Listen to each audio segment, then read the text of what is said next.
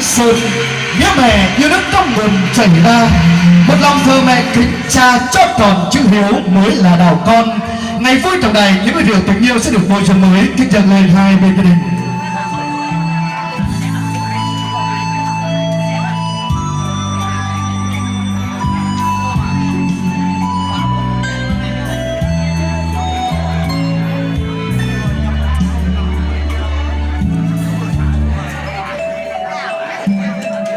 Xin dâng lên tình yêu cao lớn của những đấng sinh thành. Nhận con từ nay là chàng rể quý, chúng ta nữa sẽ yêu thương nhau và sẽ cầm tay nhau đi trọn cả cuộc đời.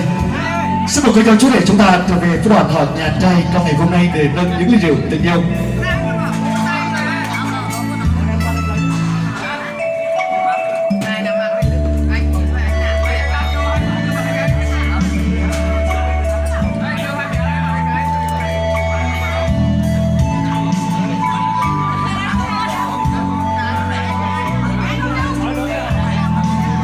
Xin dâng lên sức khỏe của cha, xin dâng lên tình yêu của mẹ. Nhận con từ nay là người con dâu hiền, chúng con hứa sẽ yêu thương nhau và sát cánh cùng nhau đi trọn cả cuộc đời.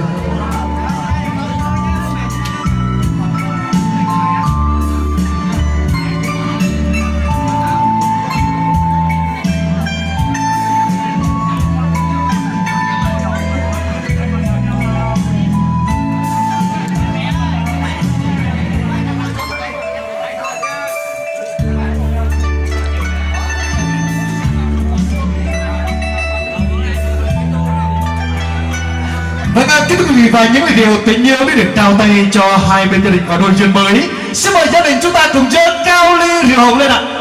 Và kính thưa quý vị, ly của mình đâu ạ? Hội nhà gái đâu ạ? Hội nhà trai đâu ạ? Và xin mời tất cả quý vị, 1, 2, 3, 2, 3, đó là hết nha. Và xin mời quý vị cao ly để chúc mừng cho đôi duyên mới á. Và xin mời gia đình chúng ta cùng nhấp ly rượu tình yêu trong ngày hôm nay. Và để chứng tỏ tình thương gia trước sau vẹn toàn như một, xin mời hai bên gia đình chúng ta đứng xích lại gần nhau cùng ly và bắt tay nhau. Trời ơi, cô giáo chú lại hút cái hết ly luôn mà. Ngày cưới là người cái nha bà con. Vâng, chúc cho hai bên gia đình thì sức khỏe dồi dào, bách niên dày lão, cùng chung tay xây dựng hạnh phúc cho cô giáo chú rể. Một gia đình mới, một tình yêu mới và một hạnh phúc mới. Xin chân thành cảm ơn. Dành cho đại gia đình chúng tôi một tràng vỗ tay nữa thật lớn thưa quý vị. Và ngay sau đây thì xin mời phu đoàn họ nhà trai chúng ta cùng về bàn tiệc an toàn tiếp tục chứng kiến ngày hạnh phúc của đôi duyên mới. Vâng, thưa quý vị các chị thân mến, ngày vui hạnh phúc hôm nay thân mẫu của cô dâu có món quà để dành tặng cho hai con. Xin mời ạ.